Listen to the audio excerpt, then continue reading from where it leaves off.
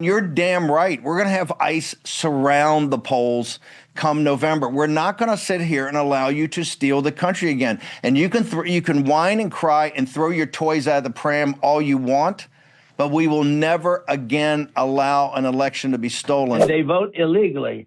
And amazing that the Republicans aren't tougher on it. The Republicans should say, we want to take over. We should take over the voting in at least 15 places. The Republicans ought to nationalize the voting. What exactly did you mean when you said that you should nationalize elections? And which 15 states are you talking about? I want to see elections be honest. And if a state can't run an election, I think the people behind me should do something about it. Because, if you think about it, a state is an agent for the federal government in elections. I don't know why the federal government doesn't do them anyway. But when you see some of these states about how horribly they run their elections, what a disgrace it is, I think the federal government, when you see crooked elections, and we had plenty of them, and by the way, we had them last time, but go to 2020 and look at the facts that are coming out. Rigged, crooked elections. If we have areas, take a look at Detroit, take a look at Pennsylvania, take a look at Philadelphia. You go take a look at Atlanta, look at some of the places that horrible corruption on elections. And the federal government should not allow that. The federal government should get involved. These are agents of the federal government to count the votes. If they can't count the votes legally and honestly, then somebody else should take over. My next source is the independent senator from Vermont. Bernie Sanders is here. You were laughing while watching that exchange. Why? Yes, I was thinking about this guy on the phone after the 2020 election, talking to the Secretary of State in Georgia and saying to him, all I need, get me 11,000, whatever it is, votes that I can win Georgia. This is Mr. Honesty and Mr. Integrity, who provoked an insurrection on January 6th so that the election would be overturned. The idea that anyone would trust for 1 minute this guy running an honest election would be beyond comprehension, not to mention that obviously he has not read the Constitution of the United States, which has states running elections, not the federal government. I think every place he listed, those are states he lost in 2020. What a shock. And no doubt that every state he won was perfectly honest, no problem.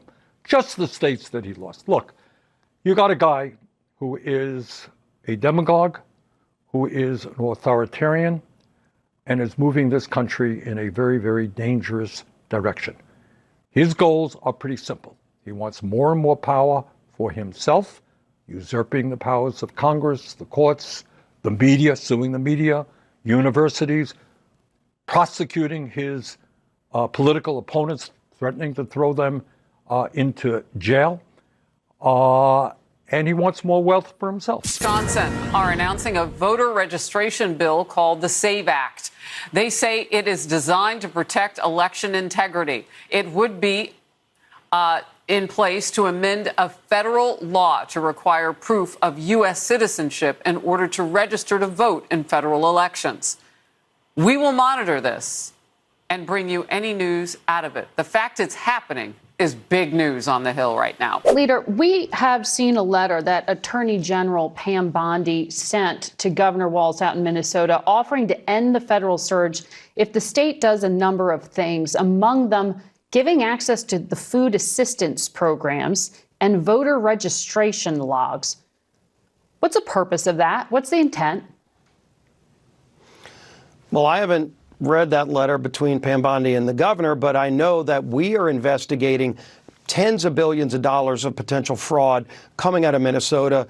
There have been hearings that have already been held. We have a lot of whistleblowers talking to us about major theft of taxpayer money coming out of Minnesota. And these are stealing programs from learning centers, from disabled students, programs that are being stolen, and the governor did nothing about it. But and voter registration laws? Aggressively. As a conservative, doesn't that make you a little uncomfortable that they're demanding the state hand over voter registration logs? Like, what's the purpose of that?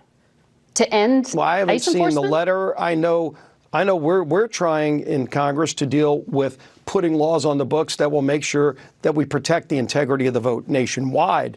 States like Minnesota have had problems with voter integrity. We want a national standard. The SAVE Act, which makes sure illegals can't vote, but also making sure you show picture ID. Those are things we're pushing for. That's across the board federally. Well, non-citizens cannot vote. Donald Trump is making it plainly obvious and clear that he has absolutely no intentions of keeping the 2026 midterm elections free and fair. I mean, it obviously goes without saying that a federally controlled election process is not conservative. It's a massive expansion of government. There's a reason that we have state-controlled election processes, because it makes it less likely for there to be fraud, because the responsibility is divvied up among the states, and they all control that.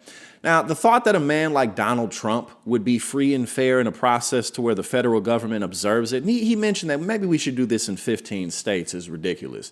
Because first and foremost, it's pretty normal for the opposite party to take control of the House in the midterm. So even if Donald Trump wasn't completely tanking in the polls in popularity, it still would be pretty much a guarantee that Democrats would take the House back.